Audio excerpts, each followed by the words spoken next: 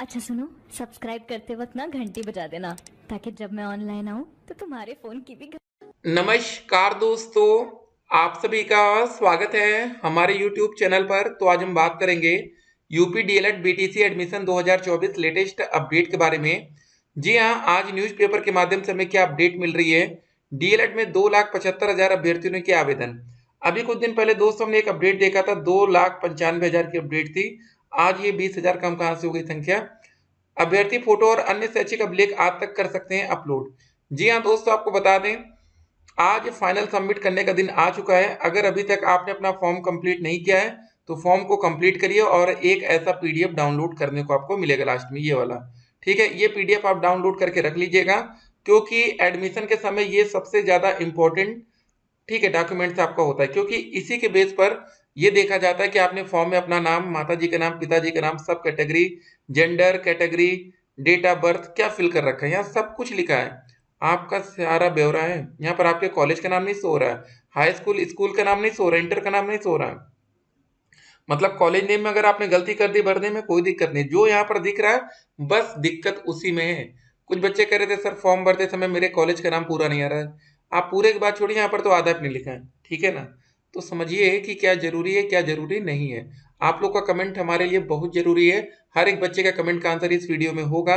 और एक बात और, यूपी पीएससी के नए कैलेंडर में शामिल हो सकती हैं अटकी भर्तियां। कई भर्तियों का 5 वर्ष पहले जारी हुआ था विज्ञापन, इंतजार में बीत रही अभ्यर्थियों की उम्र। ठीक है, देखेंगे इस अपडेट को, पहले इसको देखते हैं। Diploma in elementary education DElEd 2024 में प्रवेश के लिए ऑनलाइन आवेदन की प्रक्रिया पूरी हो गई है। बृहस्पतिवार रात तक फीस भी जमा हो चुकी है। कोर्स के लिए करीब 3 लाख अभ्यर्थियों ने आवेदन किया, लेकिन शुल्क 2,75,000 नहीं जमा किया। ये दोस्तों इंपॉर्टेंट है।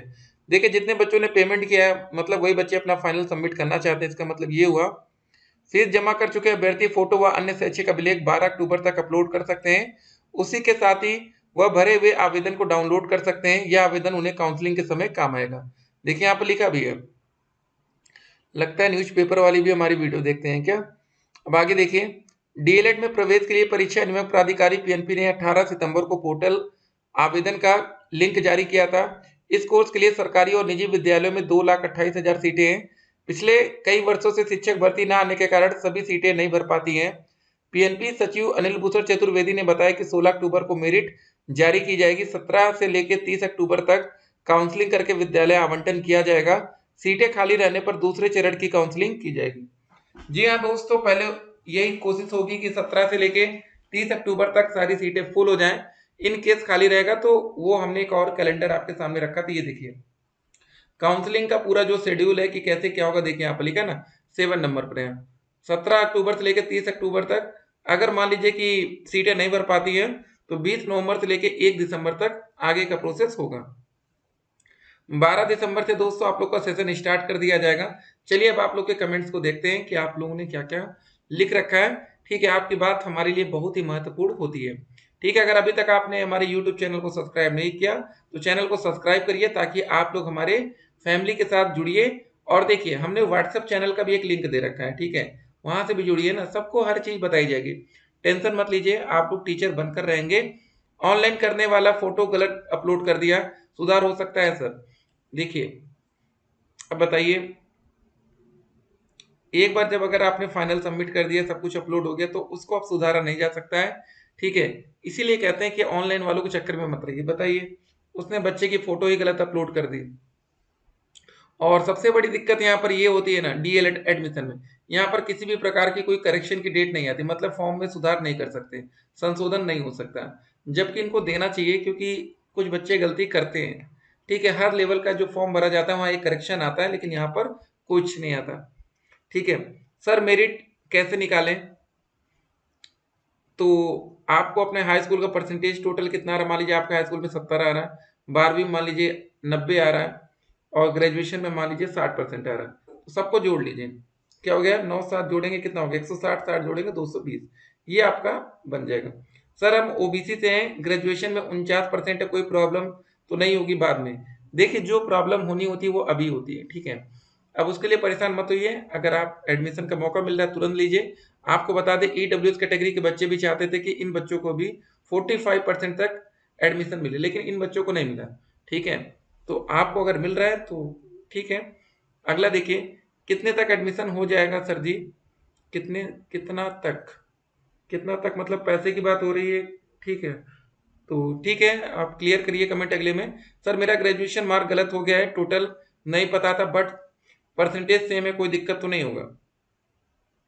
चलिए, कुछ बच्चों को रिजल्ट बाद में डिक्लेयर हुआ, इस वजह से बच्चों का कहना यही है कि परसेंटेज हमारा सेम आ रहा है, तो वैसे दिक्कत तो होना नहीं चाहिए फिलहाल। अब देखते हैं क्या होगा आगे। लेकिन एक बात आप लोगों को बताएंगे, जिन बच्चों ने ऐसी कोई गलती की है तो एक बार आप किसी प्राइवेट कॉलेज से संपर्क में रहिएगा, ठीक है। उसी बेस पर आप काउंसलिंग में उस कॉलेज का नाम दीजिएगा, नहीं तो डायरेक्ट एडमिशन का एक प्रोसेस आपके पास है।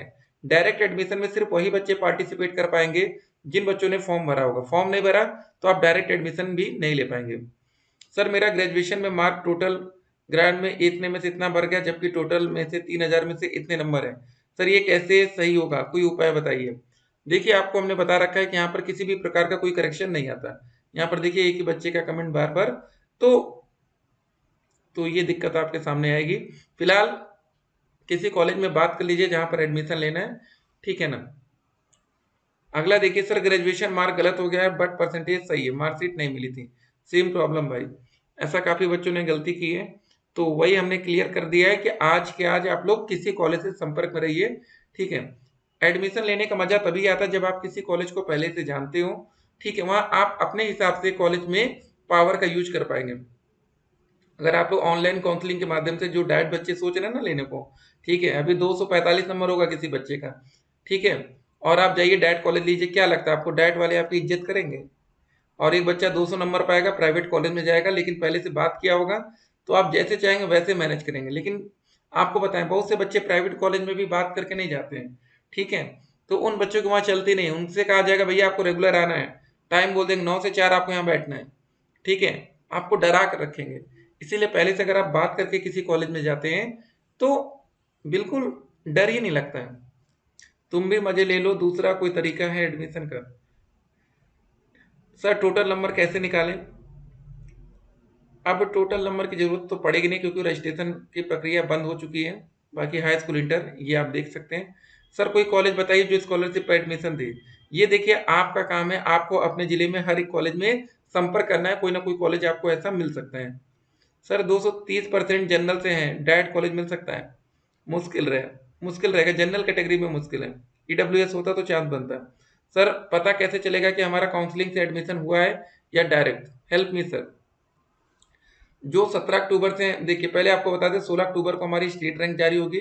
अगर मान लीजिए आप फर्स्ट राउंड की काउंसलिंग में एलिजिबल है, मतलब ठीक है 17 से ही, तो पहले आपको 5000 ऑनलाइन पेमेंट करना पड़ेगा चॉइस फिलिंग करने के लिए। आपने मान लीजिए 10 कॉलेज का नाम दिया, फिर उसके बाद जो चॉइस फिलिंग करते हैं उसका भी एक रिजल्ट क्लियर होता है 1-2 दिन के अंदर ही।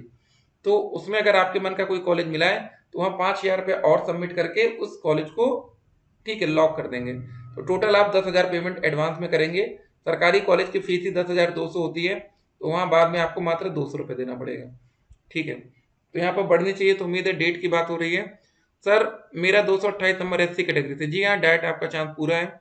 सर आप मेरे मैसेजेस को इग्नोर, ठीक है, कर रहे हैं, ऐसा नहीं है। सर प्लीज डेट एक्सटेंड करवा दीजिए, सर डेट एक्सटेंड करवा दो प्लीज।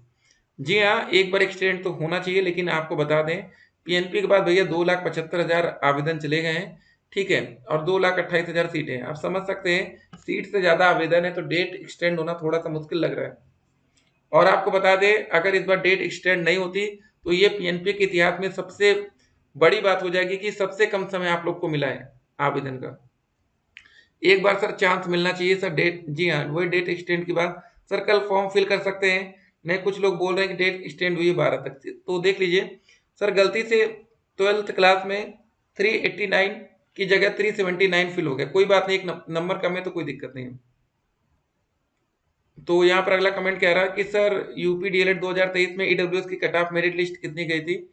जी हाँ, ईडब्ल्यूएस में हमने बता रखा ना 230 नंबर तक आपको ईडब्ल्यूएस में सरकारी कॉलेज मिल गया था। सर प्राइवेट कॉलेज में एडमिशन लेने का प्रोसेस बताइए। देखिए अगर आपने फॉर्म फिल कर दिया है तो पहला एक अच्छा काम आपने कर दिया, ठीक है। अब दूसरा काम ये, या तो आप काउंसलिंग के माध्यम से ले सकते हैं या तो आप डायरेक्ट ले सकते हैं। लेकिन डायरेक्ट में एक दिक्कत है, अगर कोई आप अच्छे कॉलेज में जा रहे हैं तो वहाँ सीटें भर जाती है, तो बाद में कॉलेज वाले 41,000 की जगह 51,000 आपसे डायरेक्ट में चार्ज कर सकते हैं, ज़्यादा मांगेंगे इसीलिए। हाँ सर, एक्सटेंड करवाइए डेट। सर 208 नंबर में क्या गवर्नमेंट कॉलेज मिलेगा? नहीं, प्राइवेट मिलेगा। सर 5,000 फीस में कटेगा या नहीं? हाँ बिल्कुल कटेगा, बिल्कुल आपकी फीस 5,000 कम होगी। नहीं नहीं, लेकिन एक बात याद रखिएगा, 5,000 कभी फीस कम नहीं होती, फीस हमेशा 10,000 कम होती है और आपको 5,000 और पेमेंट करना पड़ेगा, ठीक है। यूपी डीएलएड का एग्जाम दोनों मीडियम में आता है क्या? नो, ओनली हिंदी, ठीक है। सर कितना स्टेट रैंक होने पर डायरेक्ट कॉलेज मिल सकता है? स्टेट रैंक से नहीं मतलब होता, क्योंकि देखिए मान लीजिए आप पीएच कैटेगरी में आते हैं तो आपकी हो सकता है 2,50,000 रैंक आ जाए, तब भी आपको मिल जाए, ठीक है ना। तो रैंक से मैटर नहीं करता है सरकारी कॉलेज का। डायरेक्ट एडमिशन के लिए फॉर्म अप्लाई करना जरूरी है, 200% आपको जरूरी था। अगर आपने अप्लाई नहीं किया तो डायरेक्ट एडमिशन नहीं होगा, होगा तो वो जो एडमिशन होगा वो 3 से 4 लाख में होगा, या तो ये भी आप ध्यान रखिए। अगर आपको 3 से 4 लाख वाला चाहिए तो भी ऐसा नहीं कि ऑप्शन नहीं है, लेकिन इतना महंगा ऑप्शन ठीक नहीं रहता ना। सर जानकारी के लिए धन्यवाद। फॉर्म भर दिया है, अब क्या करना होगा? एससी में कितना नंबर चाहिए? मेरा 206 नंबर हो रहा है। प्राइवेट कॉलेज के चांस आपका सर ज़्यादा रहेगा। तो ऑल द बेस्ट सभी बच्चों को। आप लोग के कमेंट्स आए और कितने आवेदन हो गए, सब कुछ क्लियर हो गया। थोड़े से कॉलेज वालों के भाव बढ़े रहेंगे, जिनका कॉलेज सरकार मतलब होगा ना मेन सिटी में, उन कॉलेज का भाव थोड़ा सा बढ़ा रहेगा, क्योंकि ठीक ठाक आवेदन हो चुका है। सर स्टेट रैंक बताइए। 16 अक्टूबर, काउंसलिंग 17 अक्टूबर से, एंट्रेंस एग्जाम नहीं होगा, डायरेक्ट एडमिशन मान के चलिए वही 10 दिसंबर के बाद, ठीक है, अगर सीट खाली रहती है तब। तो चलिए दोस्तों, मिलेंगे एक और वीडियो में। आपका दिन